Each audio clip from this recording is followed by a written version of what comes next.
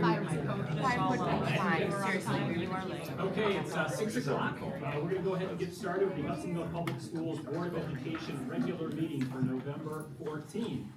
Our first order of business is the Pledge of Allegiance.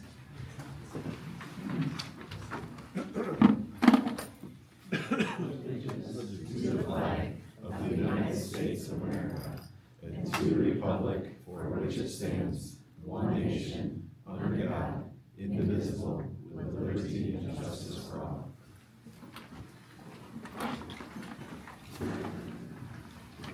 I have a motion to approve our agenda. Dawn, by Greg. All those in favor say aye. Aye. All those opposed say nay.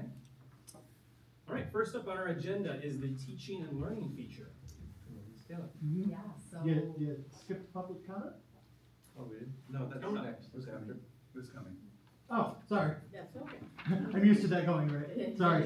We'll get to you. We want you to sit a little longer. Go ahead. So we have the opportunity this evening to hear from actually quite a few of our teachers who are doing some of the really powerful work around collaborative teams. As you may know, that falls under that umbrella of professional learning communities. So that's work that we've been doing in the district, quite focused and have some SOAR goals around for the past few years.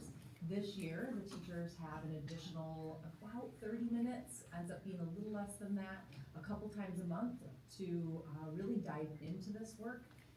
It's a focus on not only their professional learning, but also ensuring that we are responding to student learning in a timely manner. So I would welcome our whole group of teachers to join us at the podium, and feel free to introduce yourself, administrators as well. Like I said, we have a whole group here that would like to kind of showcase some of the work that we've been doing this year.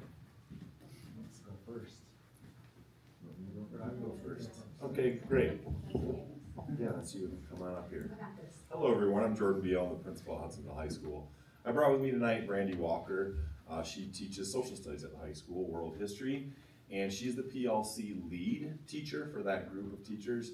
And so they have a really high-functioning team, and they're kind of a model, I think, for other teams in the school. So I thought they would be a good group to share and hear how we're utilizing this time at the high school. So Brandy, thanks for being here, and I'm gonna let you take it away. Thank you for that compliment. Yeah. I appreciate that. So a little bit of background. When I was hired, this is my 23rd year. When I was hired, our class at the time had just changed to be global studies.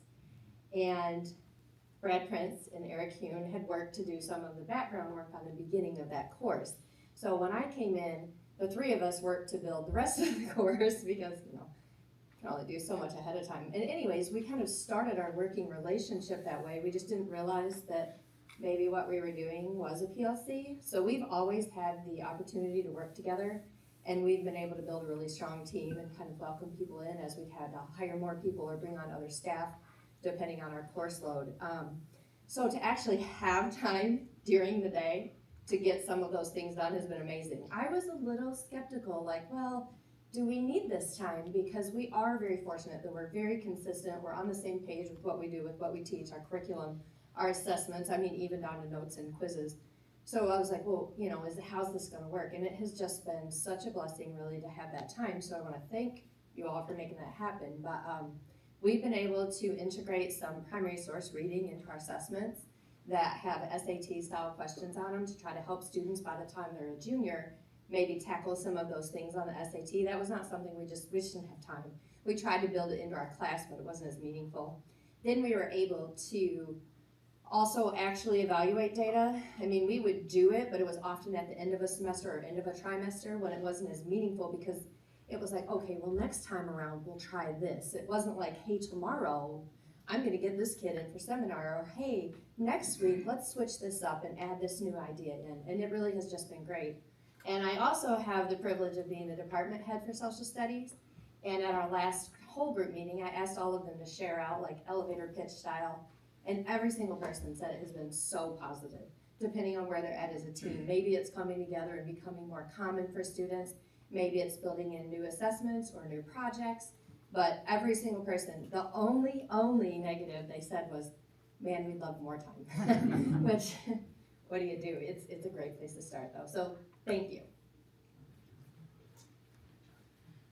I'm Matt Bear. I'm the principal at Riley Street Middle School, so I have the opportunity to introduce our math department here. I think I'm the complete opposite of what Brandy just said. We actually have two relatively new teachers to this process. Sabrina Bird has been in our district for a couple of years now. It's kind of bounced around between ELA and then now Megan Wells in 6th grade math. Julie Barman, this is her 2nd year with us in math, although had 19 years previously at West Ottawa. So where Brandy comes with this like world of experience, has a lot of people that those connections are there. We've had the experience with a young team who just needs more time. And I think we all said, what do we need more of? It's time. Cool.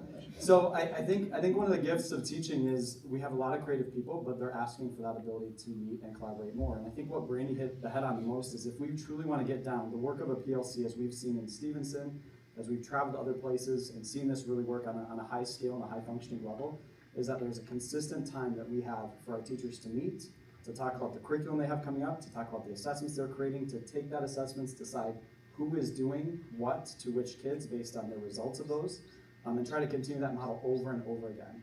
So the fact that, as crazy as this idea sounded, I think when it was first presented, it's been instrumental to the work that we can do every single week with our kids.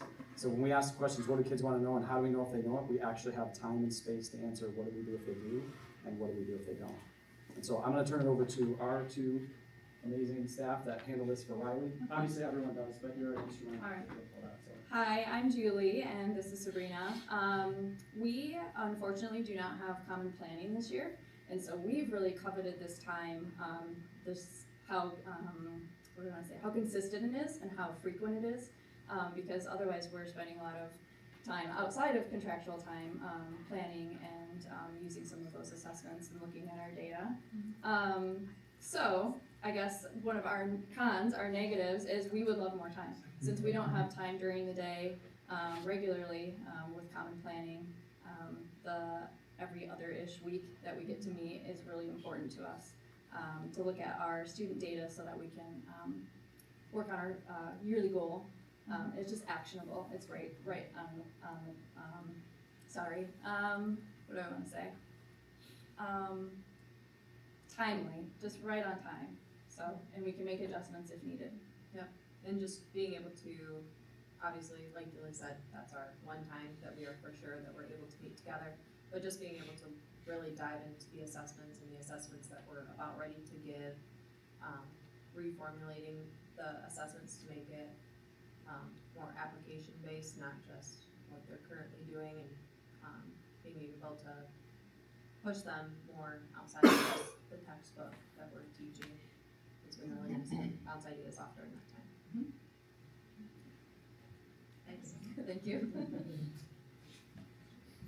All right, and then I brought with us our 7th grade science team. A lot of the same things that we would echo that have been shared, but a team that really has led the charge in our building, utilizing this time for the purpose of digging into the data and driving learning forward for our kids. So I'm going to hand it over to them. They have prepared a few slides just to show you a little bit about what a meeting structure looks like.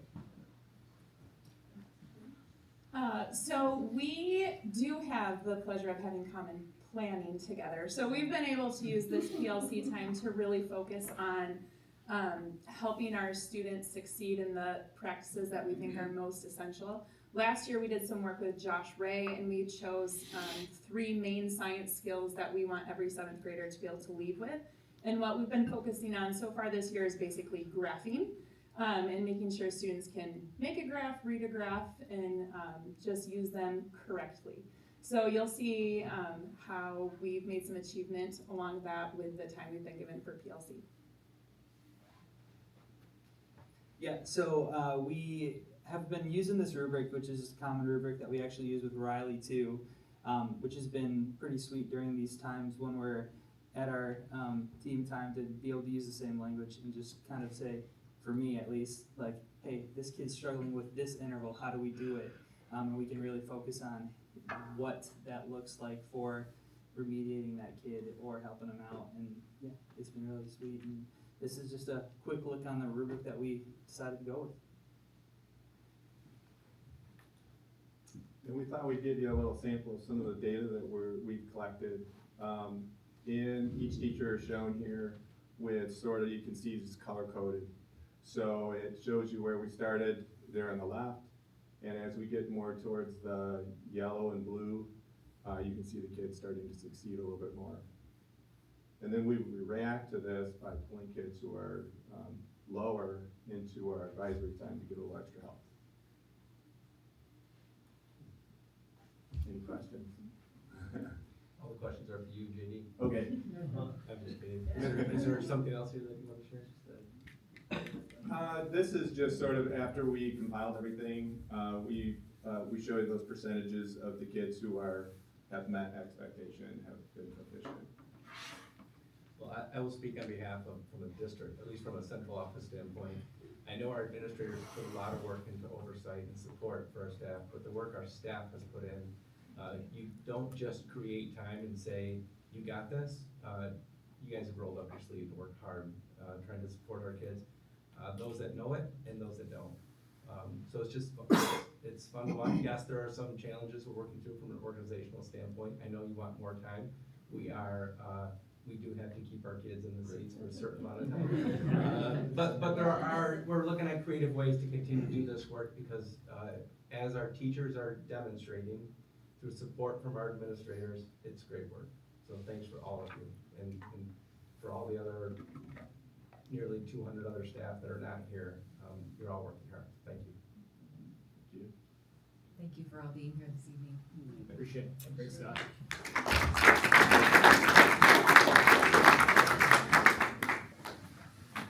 We will move on to the recognition of visitors and hearing of people present.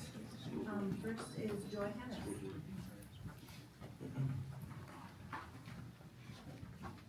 Hello.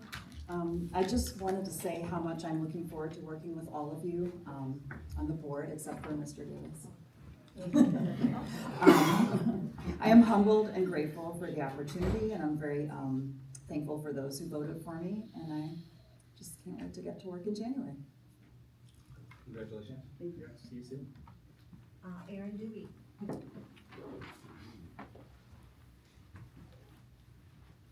Sorry, threw me off at the new order, so apologies for that.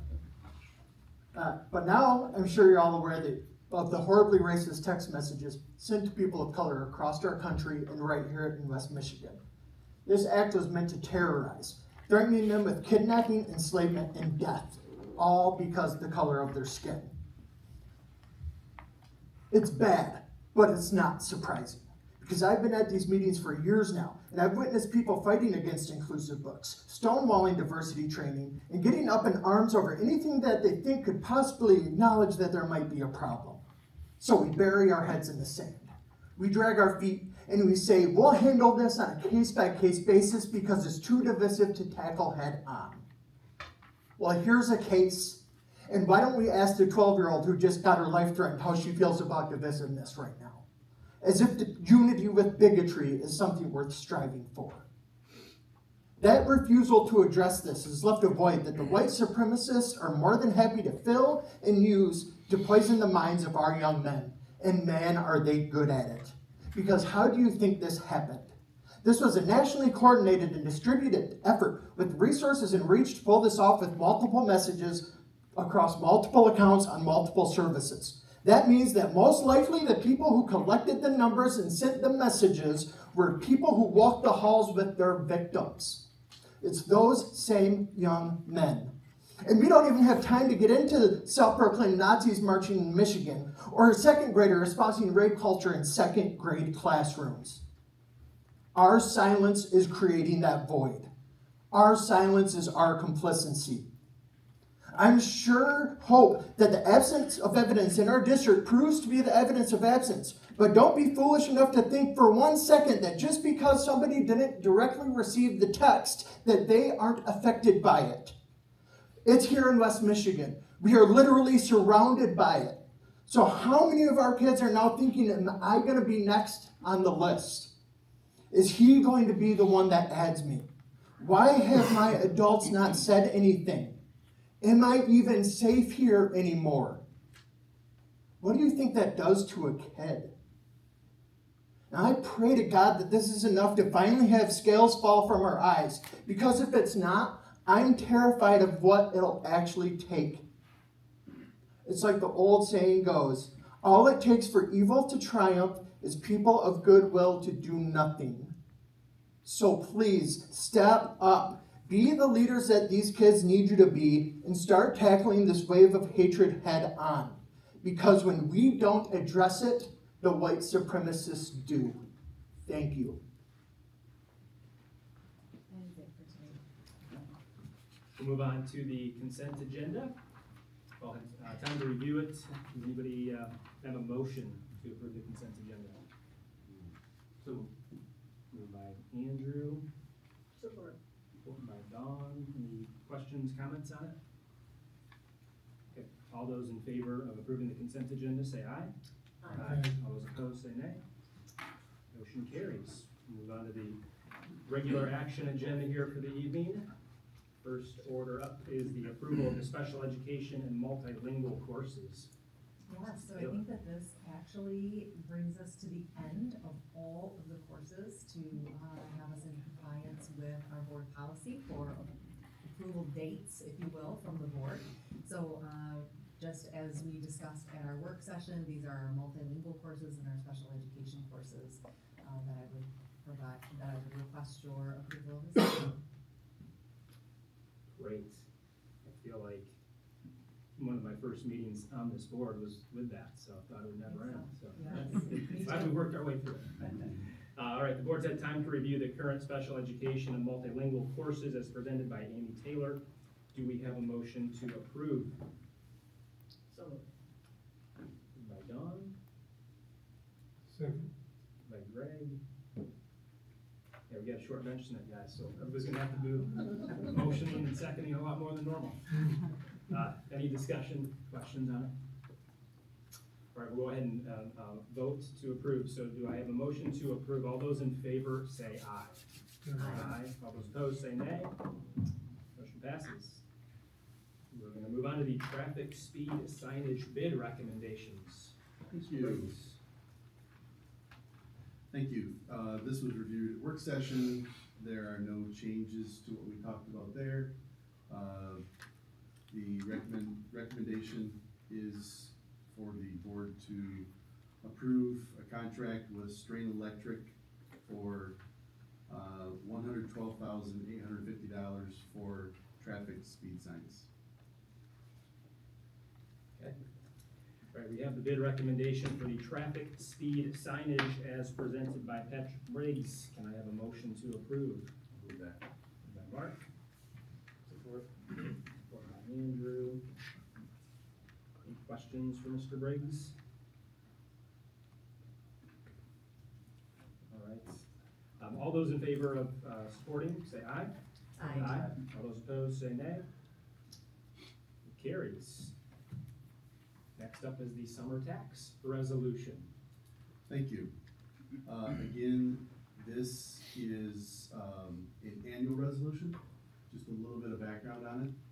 This allows the district to collect a 100% summer tax. In past years, it's been over 12.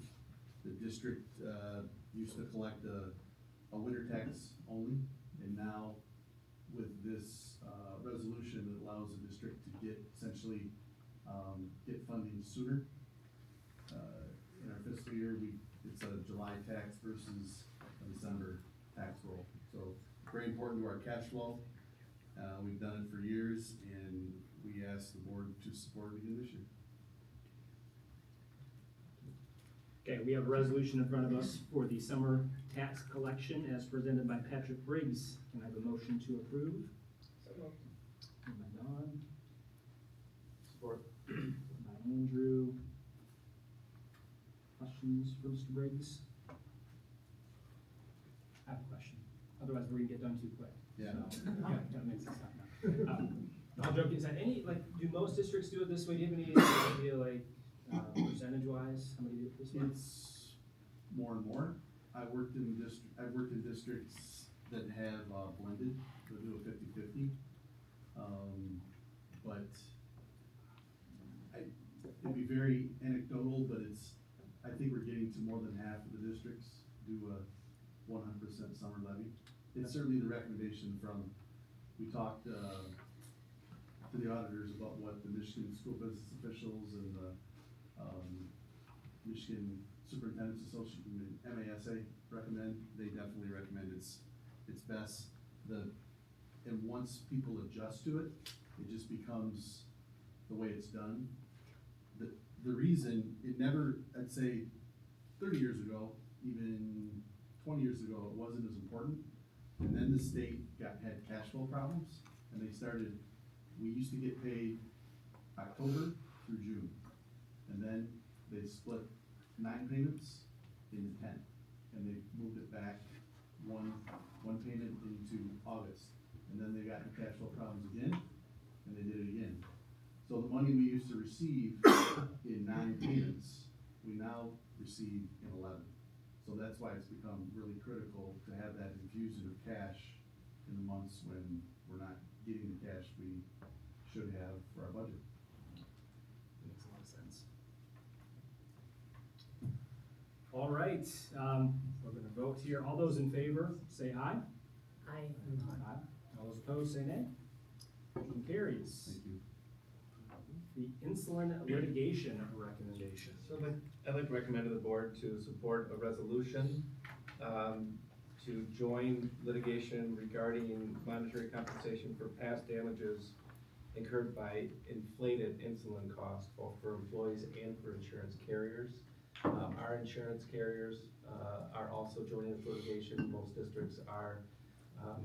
We covered this in the work session, but there are extreme increases in insulin that some employees have incurred. Joining this resolution, we'll work with many other districts through Michigan, through Troon, who we use through litigation that's basically coming out of California. We've seen this with others, but the recommendation is for the resolution to join this litigation. Okay. We have a recommendation and a resolution for insulin litigation as presented by Dr. Vanderjack. Do we have a motion to approve?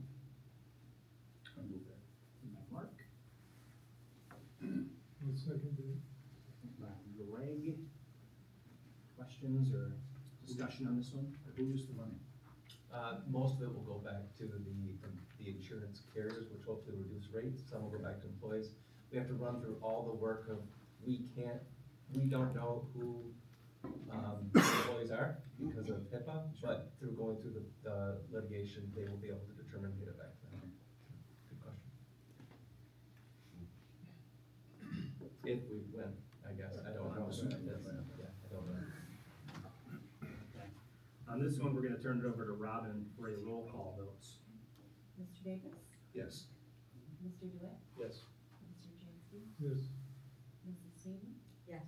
Mr. Bowles? Yes. Carries. Okay, last one up on our regular agenda here tonight is the board policy revision as a first reading. We have one policy recommendation to add the use of wands for security purposes. We covered this in the work session. It's the only change to policy. I will tell you we have many other policies to cover in our work session on Monday, but this is the only recommendation for the evening. It's a first reading. Okay, the board's had time to review the recommended changes to board policy 5771 as presented by Dr. Vanderjack. Do we have a motion to approve as a first reading? So moved. Dawn. Support. Support by Andrew. Discussion, questions? Okay, we'll go ahead and vote on it. All those in favor say aye. Aye. All those opposed say nay. Carries. Moving on to the report items. So we're missing somebody at the end, was on apparently wants to go to college next year, is on a college visit. So I'm gonna ask Mr. Beal to give an update, but you wanna do it during your high school update?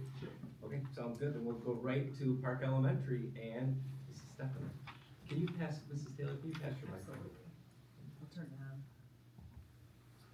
I didn't know I had to go first. We are entering the Thanksgiving season, and our CI categorical classes got to take a field trip 2 days ago, and they traveled to Family Fair to gather groceries and supplies for a feast that they hosted yesterday. And yesterday they hosted what they call a reverse inclusion opportunity, where the Gen Ed students that they learn within Gen Ed were invited to come to their categorical class classroom and have a Thanksgiving feast with them. And it was really special.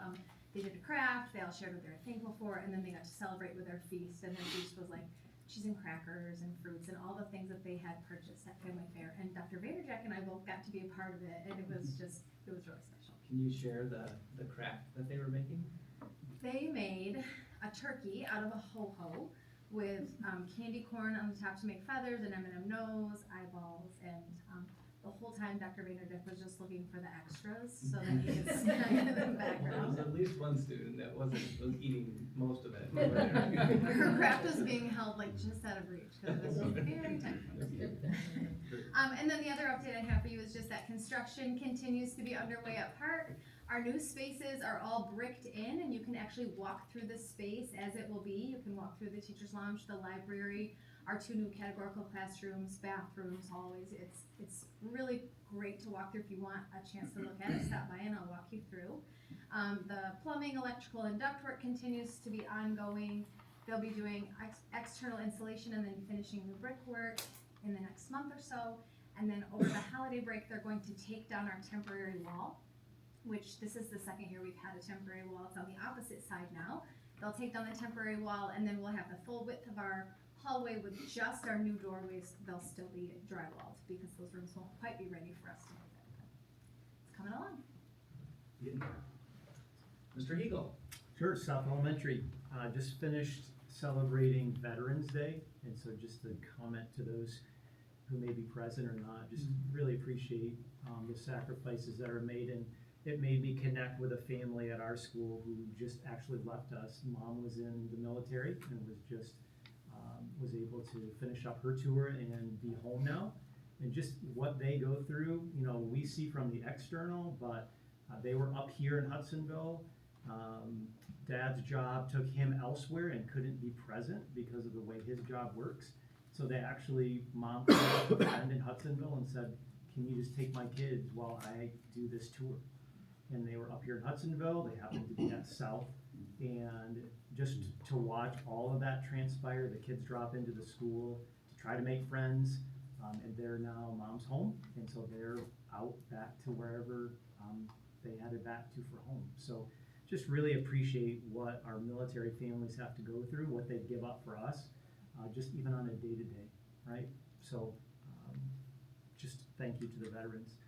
Also, just thinking about this time of the year, I think about presents, not necessarily gifts, but just being present. And it's fun and chaotic to have the football players come over on Friday afternoons, but it does a lot of things. For our teachers, when those football players pick one of their former elementary teachers to be in their room on Friday afternoon, that means a lot to our teachers.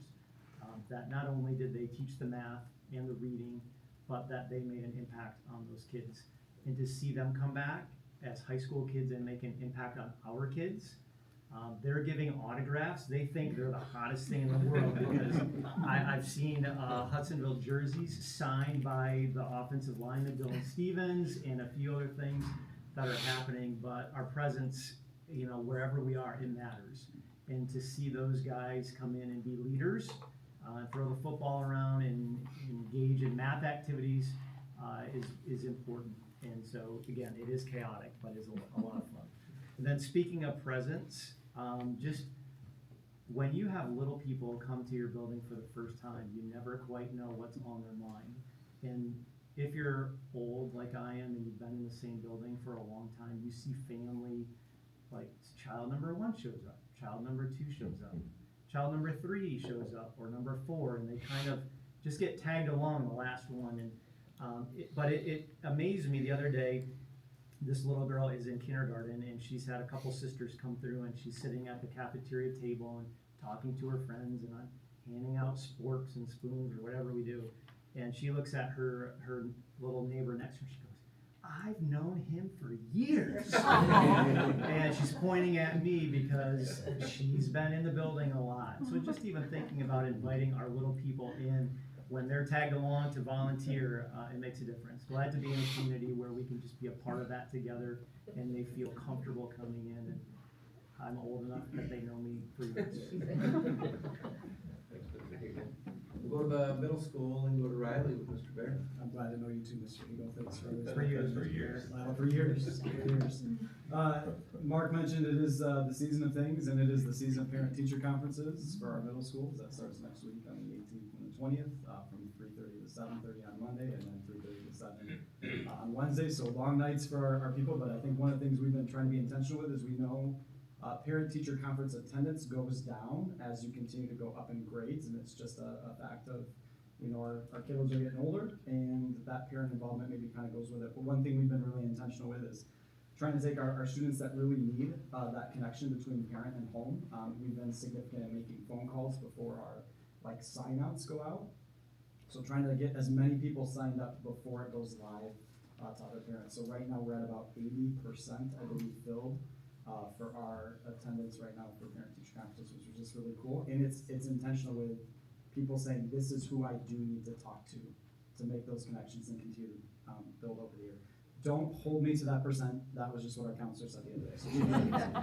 So I feel like I'm back. Second thing, this is my first time delivering to the board, so I brought props. I didn't know if that was a thing. So if you walk the halls of Riley Street Middle School right now, you would hear the phrase, "It stinks."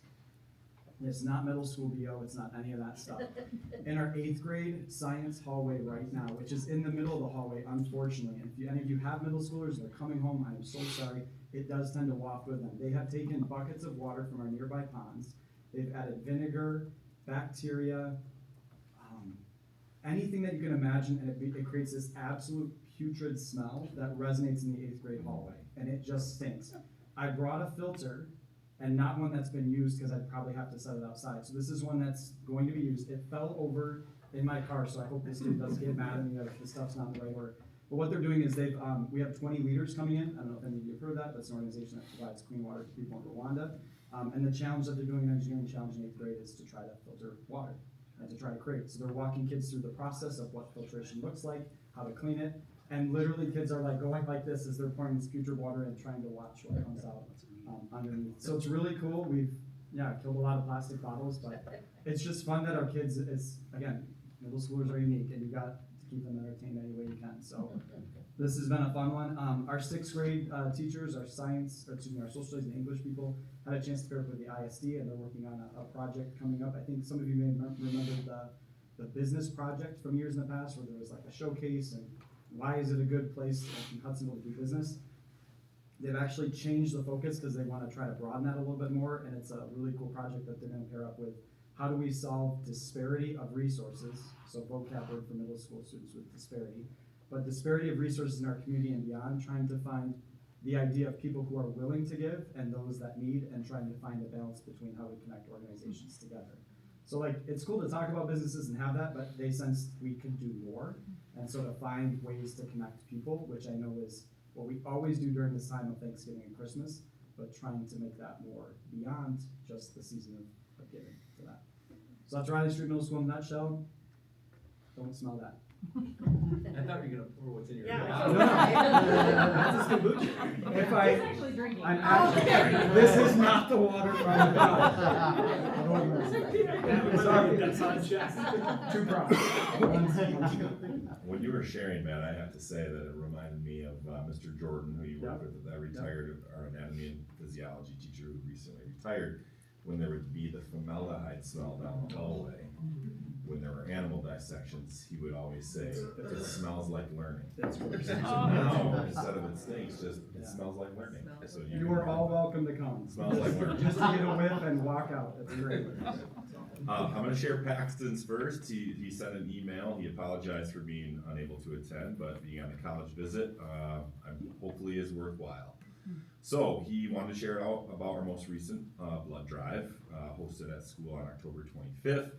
Providing life-saving donations to those in our local community. It was busy all day long down there, so hopefully they reached the goal that they set for that day.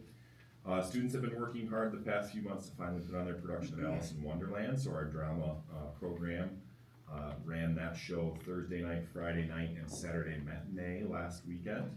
The play was pretty fun. Alice in Wonderland's kind of a weird and fun one, so I got a chance to go, and it was definitely worthwhile. Student council provided donuts to every student at the high school to lift their spirits before exams yesterday. So it was donut exam day number 1 yesterday. We're at day 2 today and a half day tomorrow for our last exam of the trimester. He also wanted to mention some of our athletic events coming up. Our men's water polo team is participating in the state finals, which is being hosted right here at home in our pool, starting tomorrow. I think the first game might be at 11, but our team plays at 12:15. So best of luck, boys. In a couple of weeks, our women's swim team will be representing Hudsonville at the state meet. And we still have football going on this weekend on Saturday, and for the regional championship, and gearing up for winter sports to start tryouts and getting that going. So that was Paxton's share out. I was gonna say more about exams, it being kind of crazy that we're already a third of the way done with the school year, but it being exam time is definitely, seems kind of heavy and important at the end of the trimester, which it is, but we're looking forward to the start of trimester 2 next week. The other thing to kind of piggyback on some of the season of giving, we have some of that started already with our school store students and some of our student council students working on Thanksgiving baskets to help families right here in our own community. They host a coin war in every classroom, and there's kind of a competition that's getting started at the high school to try to raise money to that endeavor. And a lot of these are very much student-led and organized, and they do the collecting and the delivery of all of these goods to help families right here in Hudsonville's community. I wasn't sure I was gonna share this, but I'm gonna do it because we usually keep this really light, but I think it's important for me to share to thank the board for anything that comes up about mental health. And maybe it's just because the time change and the weather's starting to get dreary, but 2 years ago tonight, we lost a student named Luke Ballstead. Today was the anniversary of his death, and he was really one of my favorite students that I ever had the chance to work with. And many of you probably knew him and remember him for his involvement in student council. He was highly involved, highly intelligent, just a fantastic young man. We still have a bench in his honor that we haven't placed anywhere outside of the hallway that it's been outside of Frau Wedge's hallway, and she kind of loves it there. But we actually had a couple of his classmates visit Frau Wedge and come check out that bench today. But I thought I'd be remiss if I didn't mention him and just thank the board for any time that their support. You've been very supportive of student mental health and supporting that. So I just thought it'd be a nice way to remember Luke and mention that tonight. So that's it from the high school. I appreciate you all, and thank you. Sure. Sorry. Just a quick update for myself. I do wanna, if the board has a chance to stop by the high school, and visit the robotics area, which is now fully functioning. At a competition last weekend in the central gym, but the old office area has been converted to robotics, and it's highly functioning. It's pretty, if you don't have time during the day, the best time to go is in the evening when they're working in there. It's pretty neat. Down the hall from that, about 4 doors down, is our new esports room, and I'd really encourage you to go see that. Also, I want to thank Mr. Beal, Mr. Briggs, and Mr. Steenstra, who's not here this evening, our instructional technology director, and the work that they did to get that room up and running for a group of students. It might be the best esports room in the state, if not, definitely in Hudsonville, because some of them we have, but it's really neat, and what they can do in that room. So stop by, if you have time. I'm sure Mr. Beal or one of the administrators would be more than happy to walk you down there and take a look. I would suggest either calling ahead and parking near that area, unless you want to get your steps in, to go from the main office all the way down there. But they're located right by each other, and it's a really neat venue to take a look at. I want to congratulate our architects, GMB, along with our 5-6 building, received recognition by Learning by Design, which is a national magazine, for the benchmark work that they did on the design of the 5-6 building. There's a plaque that will be going up in the building that was just delivered on Tuesday to the building. I'll have the magazine for the board to take a look at on Monday evening. It has a whole layout of the building. It's pretty neat. It's nice to be recognized.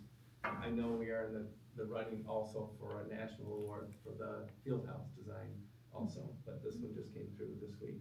And last but not least, Mr. Hegel, appreciate the comments and reiterate the comments about just what veterans have done for all of us. So that's it. That's my report. Thank you. we'll go ahead and do a roundtable here. We'll start down there with Mr. Davis. All set, thank you. I just wanted to say thank you to the community for electing me to remain on the board. We have incredible community, we have great parents, we have incredible administrators and teachers, and it's really an honor to represent this community, and I'm appreciative of everyone who supported me throughout that process, so thank you. And we recently had the dinner for the Hudsonville Education Foundation at Pinnacle, and a lot of you were there. I think we had like 300 people there. Outstanding dinner and program. And I think there's going to be great things coming out of the foundation as there has been in the past couple of years. Also, I'd like to thank Dr. Vanderjack, Pat, and Ann for their involvement in making it easy for us to have deductions from the staff as far as to be able to contribute to the foundation. And I'd like to thank all the staff and the teachers who have taken the opportunity to contribute to the foundation. It's a very good thing, and it allows the foundation to give back even more, so thank you very much. No, I'll save myself to the end. Congratulations, Andrew. Looking forward to working with you. And Joy, it'll be good to get to know you. Congratulations. Congrats, Joy. Do you want to add anything? No, we've got plenty of time. No, okay. I'll wrap up. A couple things that I wanted to hit on were already mentioned in Paxton's thing. We've got a few teams, our fall sports team still playing this weekend. And I was thinking back to this summer where Mr. Farkas and Mr. Glass worked with our military liaisons at the school and did just an amazing kind of 3-day course. And I can't remember, was it Casey who kind of spearheaded this? Casey Glass, assistant AD.